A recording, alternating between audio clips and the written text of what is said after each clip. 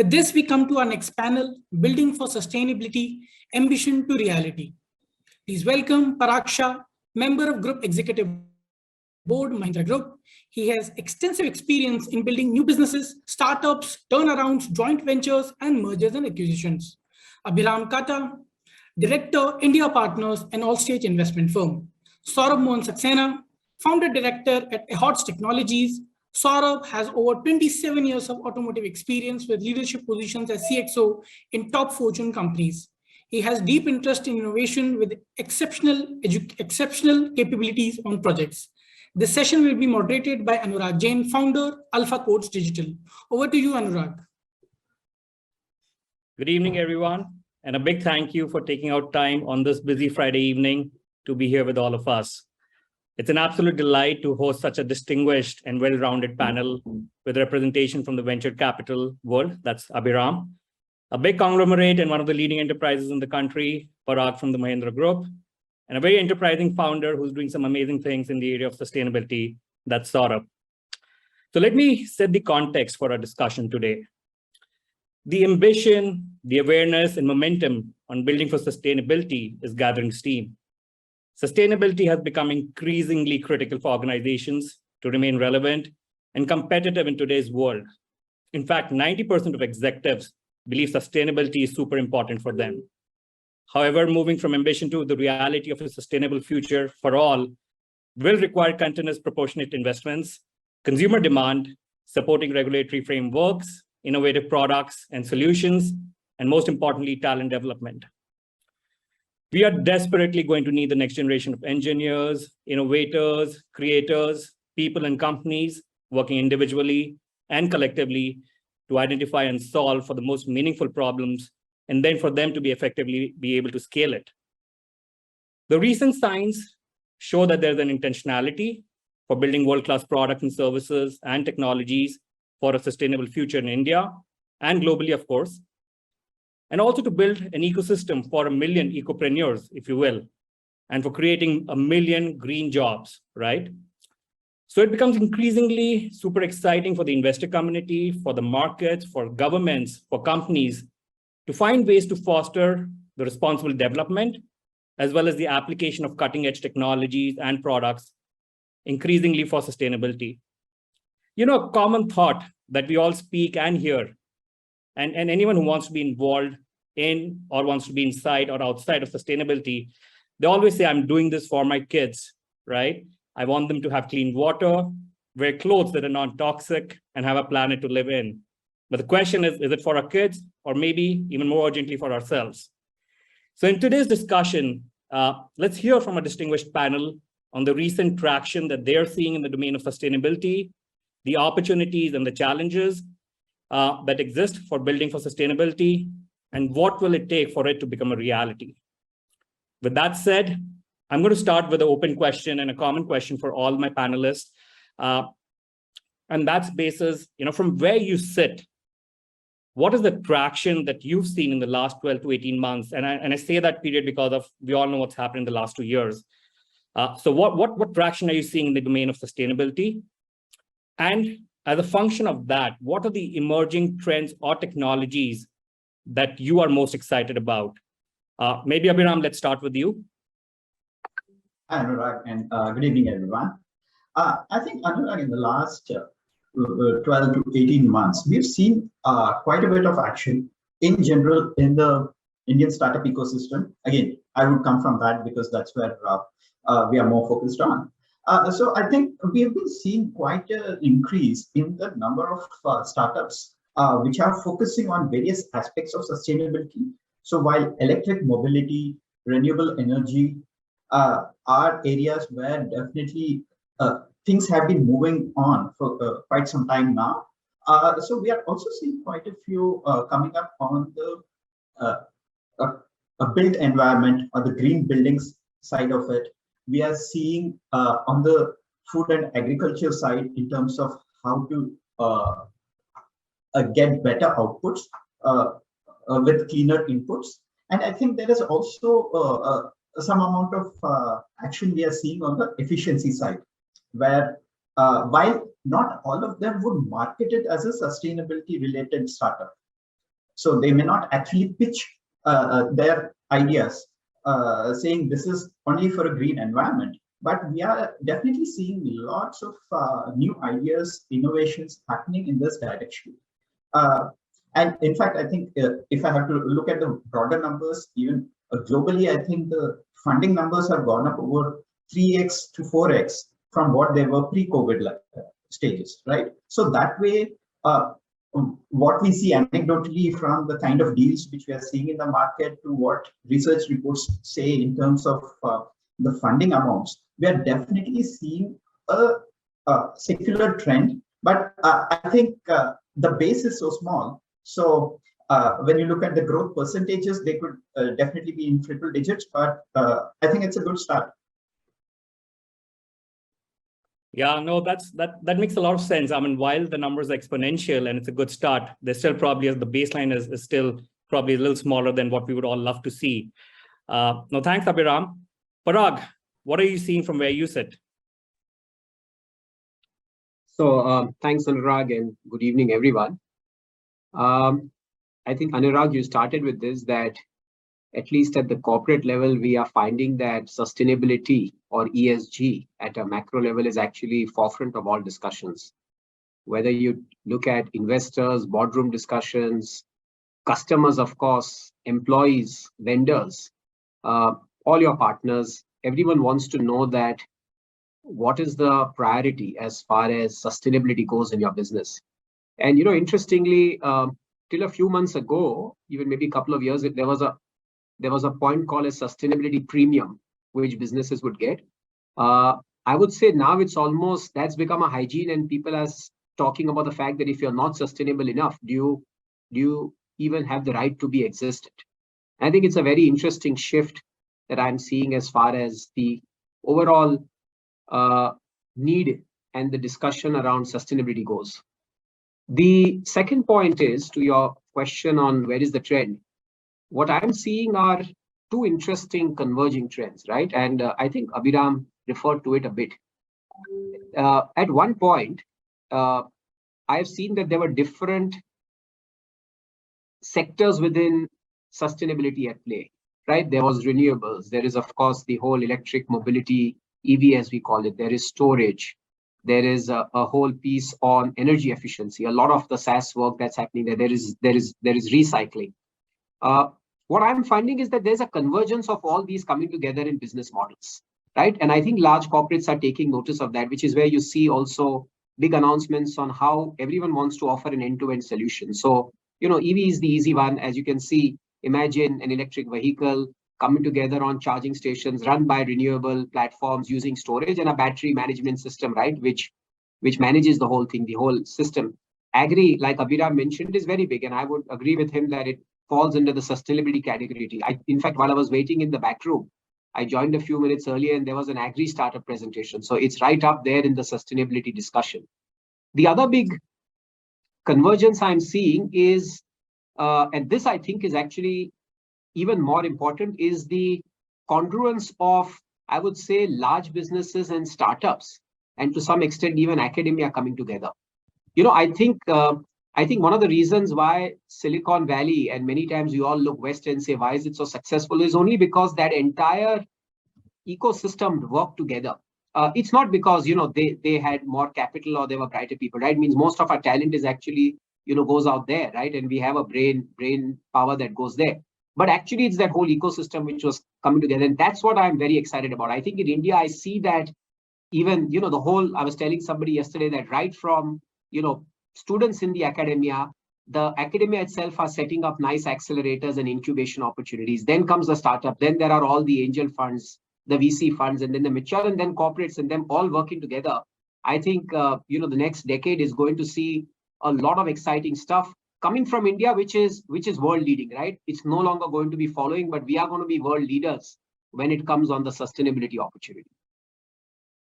Very, very powerful thoughts, Parag, and it truly is exciting in a moment for all of us to kind of think about what we can do to make it a reality, right?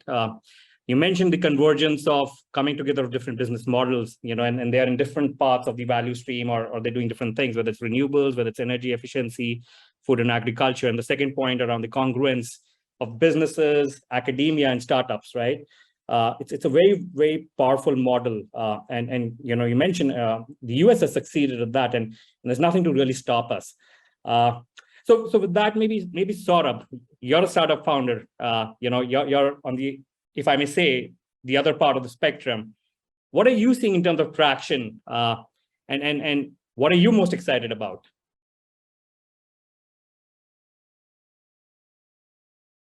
Saurabh, I think you're on mute.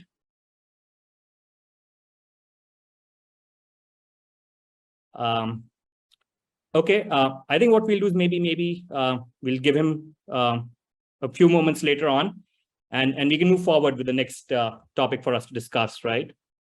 So Abhiram, I'll come back to you. You know, as a key part of Endiya Partners, right? You invest in startups, like you mentioned, and that are really solving for alternative energy storage solutions to all the way to electric mobility technologies, right?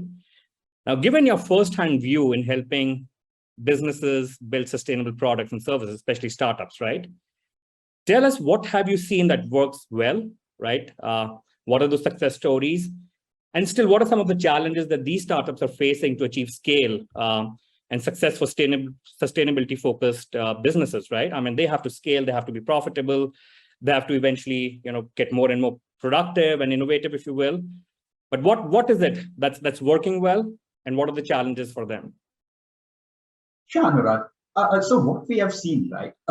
So end of the day, when these companies go to the market, customers are going to look at them like any other competitor in the market, whether or not the other folks are sustainability-led products, right? So are we meeting the needs of the customers? Are we able to meet the cost requirements of the customers? What's the value we bring there, right? So I don't think anyone will be able to build a business which is fundamentally not strong just on the basis of saying, hey, this is a sustainability linked business. So you have to bear with whatever extra costs, inefficiencies, etc. are there, and buy my product. I don't think that's going to happen. There could be maybe a slight deviation, 5-10% here and there, but I don't think anyone is going to build a fundamentally different business. It needs to be a business standing on its own right. I think that's a very important thing. And what we have seen is definitely if this aspect is taken care of, then people would have a kind of softer corner saying, hey, if I'm going to spend the same amount of money and getting all the other benefits and am also good for the planet, then I would definitely side with it, right? So I think that's one aspect which we have seen. And but still it's early days for this, and there are quite a few issues which at least we have seen in the early stage of the startups. And just sharing a few, right? One is a business can be built where a significant portion of its metrics are focused on subsidies. It can be there in the initial years because you need that initial kickstart for the ventures, but on a long-term basis, you can't rely on support from others. You call it subsidy, you call it with whatever other name, it needs to stand on its own feet. That's going to be one important thing.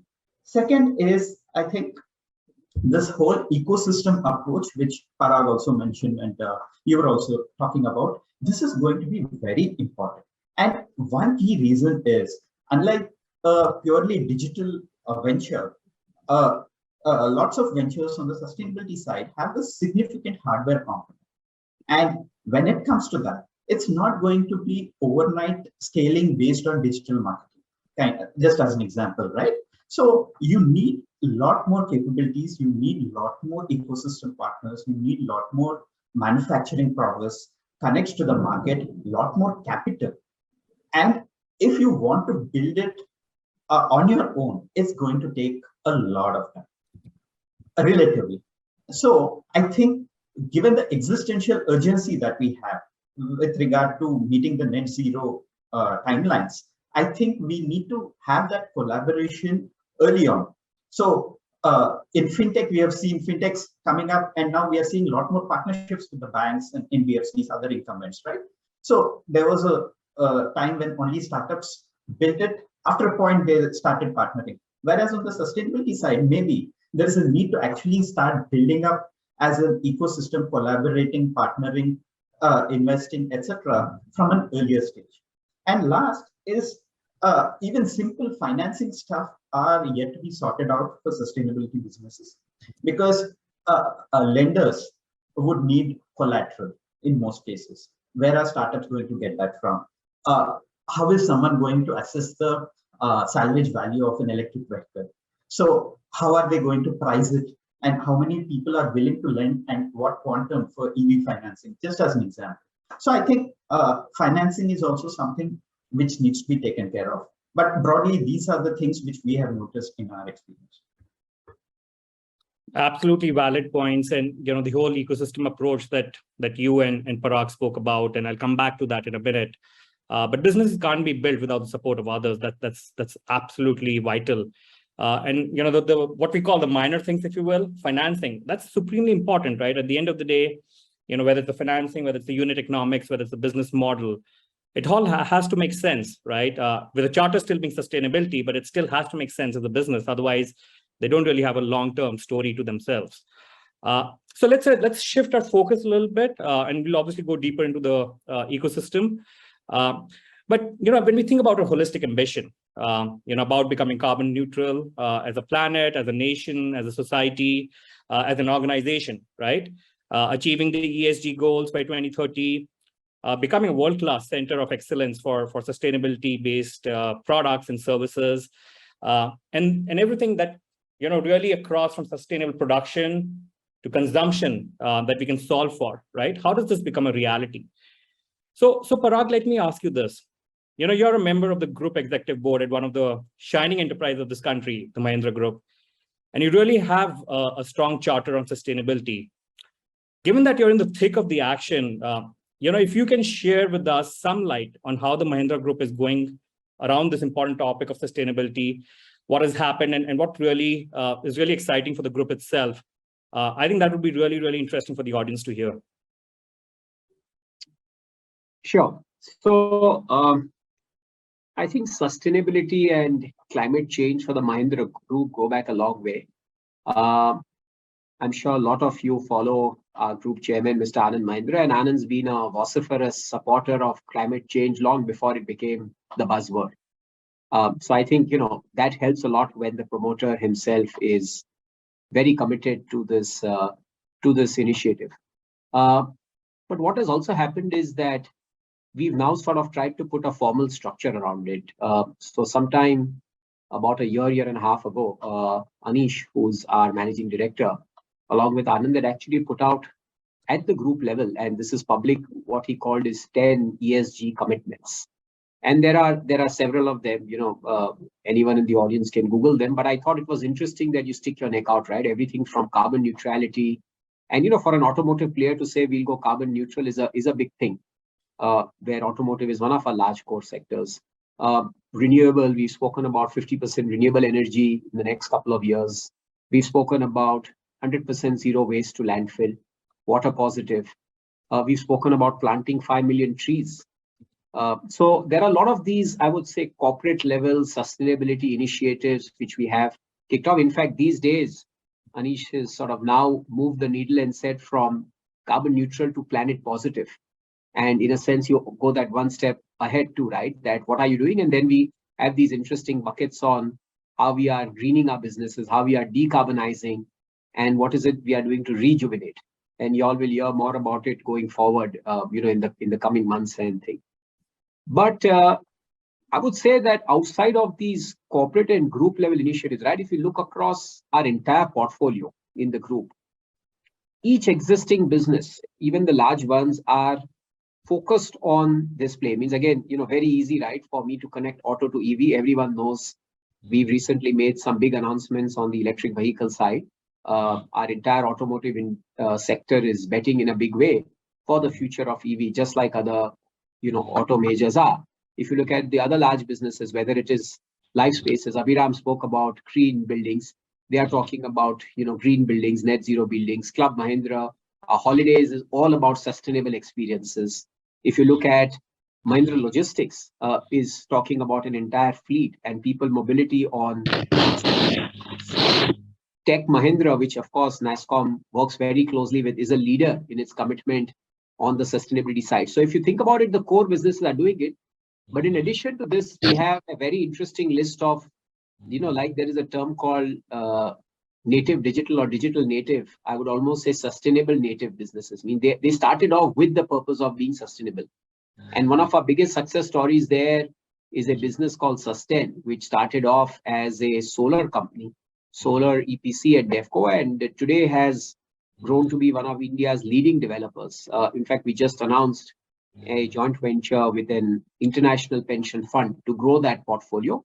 But what Sustain has also done is even incubated businesses from that, almost startups out of that. So we've now got, we are in fact number 7 in the world on O&M, on the O&M side. And that's a pure tech business, right? It's all about using analytics and connecting all the plants and having a single dashboard to monitor the output.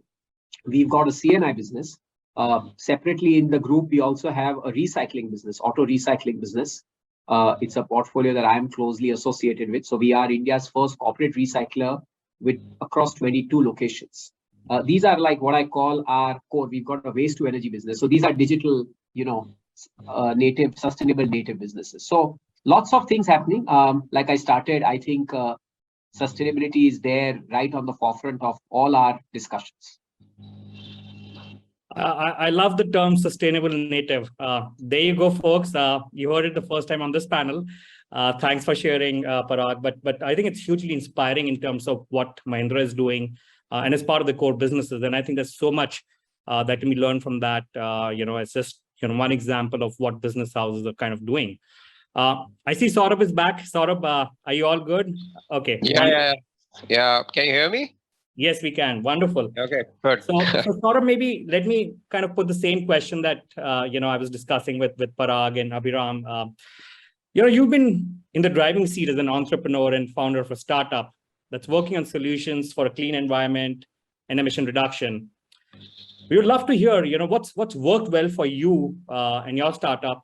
And on the other hand, what are some of the challenges that you face and founders similar to you may be facing, especially when they think of scaling up, going and meeting investors, partners, customers, other big businesses. So what's worked well for you? And what are some of the things that, are obviously still challenges? Yeah, thanks. That's, of course, a very good question. And just continuing what I heard from Parag is that, the big corporates, of course, are investing into sustainable. And of course, as I was talking to somebody already, that it is already, we are overdue on this sustainable marathon, on a climate action marathon. And of course, with all the big funds and the big companies, at least getting into the sustainability side, it is all picking up on in the ecosystem step by step. Of course, as a startup, the battle is even fierce because you are a startup with limited resources, and of course with us as AHODS coming from at least the experience background into per se the automotive and the industry, but typically putting your question in perspective from a startup angle, yes, sustainability in a renewable energy with a lot of big capex coming into is being taken care by the big honchos. But like us, when I'll tell you my personal experience in terms, we are associated with such a topic which is hydrogen. We are trying to use hydrogen into the current park of vehicles, which is around 3.5 million vehicles running on the road, and trying to cut the emission and cut the fuel requirements as of now. So think future, but act now. It is not that we are talking of 2040s and 2070s for some results to happen. We are trying to do it now.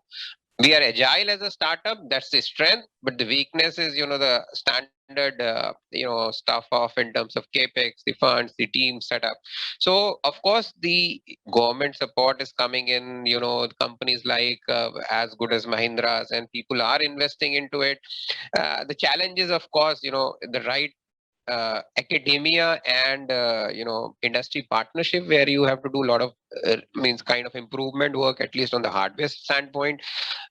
Typically I am sitting right now in NASSCOM as a 10,000 startup, and there's a lot of hub digital support which I see on this side. So the challenge is, of course, the pieces of the puzzle are coming together, but yet we have to, with the kind of ambitions which we have as India country in terms of Atmanirbhar and digital and smart, and be the renewable leader. We have to, the corporates, the academia, the startup ecosystem being agile, challenging the big companies to change the way by leading by example per se.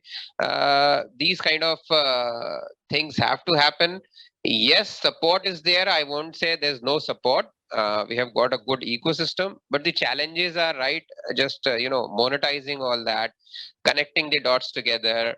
As a startup, we are approaching everybody. Everybody is welcoming us with the theme and the work which we are trying to do in terms of millions of tons of carbon which we can cut.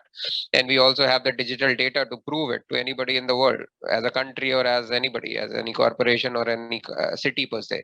But the whole thing is all about, taking it to that level to scale it up. So scaling is one issue in terms of this mega projects of sustainability per se, because it's a big topic. Yeah, no, I think Saurabh, these are absolutely critical pieces of the puzzle, right? And they all have to fit in together. The monetization bit is extremely important. And we were earlier talking about a sound business model, unit economics. All of that still has to come together, right? And the ecosystem, I mean, connecting the dots, bringing in, like Parag was also mentioning, you bring in the big business houses, you bring in the startups, you bring in the academia, and build a support structure around that. So that's obviously a big takeaway, I think, for everyone. This all has to kind of happen together for us to really see the true impact of what the startups can do. Maybe just taking that a step ahead, and I'll come to you, Abhiram, first. So you heard Saurabh talk about it. What would be your advice? I mean, you work with so many startups, right? And I would just not call startups. There's a bunch of small and medium enterprises as well, right? Who typically may not come for funding. What would be your advice to them as it go about building businesses that obviously create business value apart from the sustainable impact and are focused on the core theme of sustainability via technology solutions? What would be your advice to them to really make this ambition a reality for themselves and for all of us? I think a couple of things I guess they'll need to work on. One is definitely building the business fundamentals itself, so people get excited and get interested in that. Second is start partnering with people from early on and for relevant things. I'm not saying there should not be their differentiation, their USP anywhere, but be willing to take the support and reach out to different constituents for the relevant partnerships and for scaling up or for getting inputs. And third, I think one area is how do we get more buy-in from people to how do we, if I have to say, change the mindset of people with regard to the urgency for this green solutions. I think that may not be the responsibility of the startup or the venture alone, but more a broader aspect, that how do we bring in that sense of urgency for everyone so that actions are taken up much faster. Saurabh, if you want to chime in as well. Yeah. So these are good words to hear. Yes. So ecosystem, that's what the piece of the puzzle, typically rightly said by Abhiram. Actually, I'm talking since I'm dealing with such a gas, which is, the most abundant available material, but it is flammable. So, I'm working with some of the top companies in the world as a support, support not by signing any paper in terms of, they investing into the company, but, they have those specific pipelines. That is the largest company in the world in terms of doing it with 175 years of experience. Now, those come into the play. So this is the support ecosystem which builds in, like, it is not about always investing as a typical startup scenario. It's all about a collaborative model which needs to come in. You need to have right policies. Of course, that can take care. Government may take its own lead time. But, the corporates with, sustainability is a topic known to everybody. We have to cut the green gases, we have to cut emissions and change the way we use energy. EV is a big example. We know all that. Now executing is more important than putting all that into my pocket as a big honcho that I will have a business case out of it. separately, rather than, you have to share the piece with everybody, with the right stakeholders. So, a lot has to happen at the big corporate world. Of course, as startup, we are trying to do our bit in terms of, having the scale and size and trying to do it in the best and the most world-class way. And Saurabh has set me up to bring you in, Parag, for your final comments and advice. Well, I would say first go and get yourself funded from Abhiram, because I appreciate his honesty of focusing on business model and value proposition. That's always good news to us, right? But on a serious note, I think both Abhiram and Saurabh have said it right. I think we all need to work more closely together, many constituents together.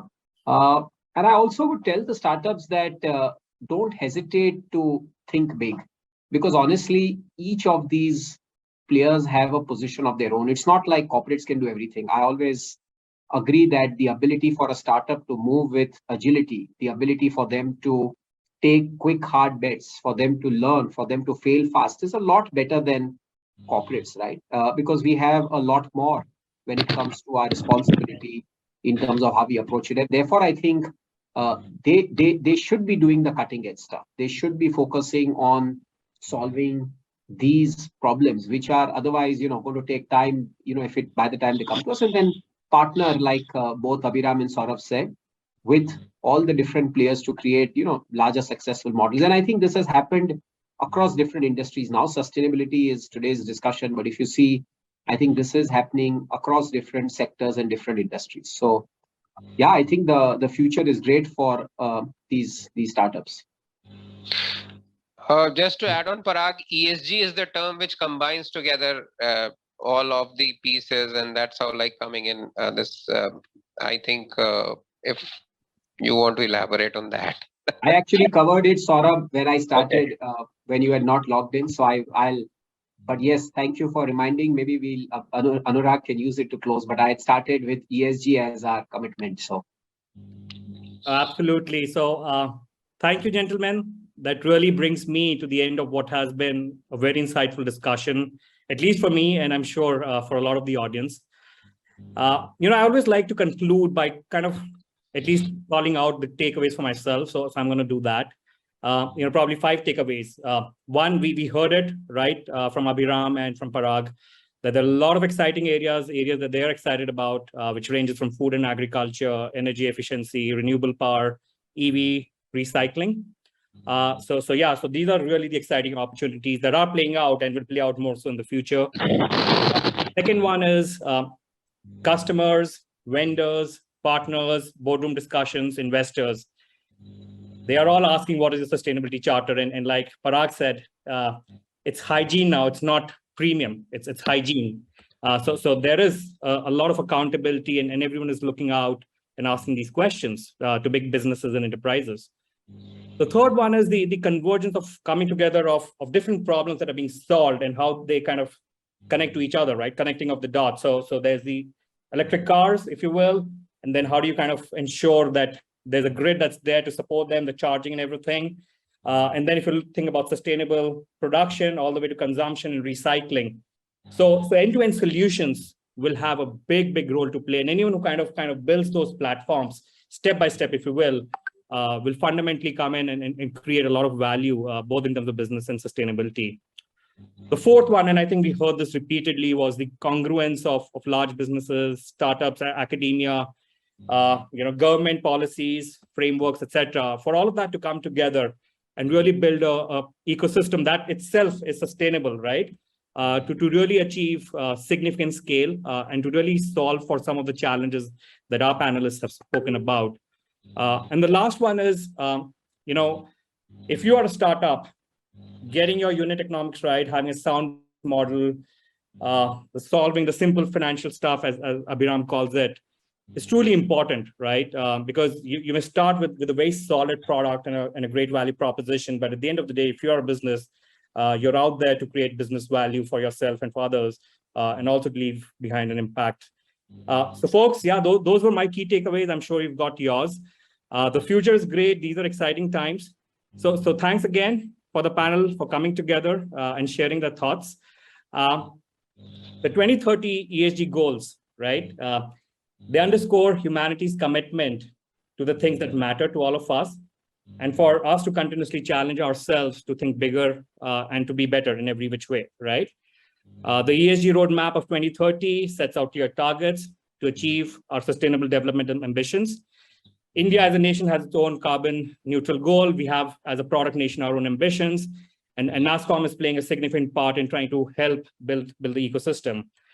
I'll wind up by saying, as they say, we are all in it for doing well, for doing good, and tech for the larger good for humanity and the planet.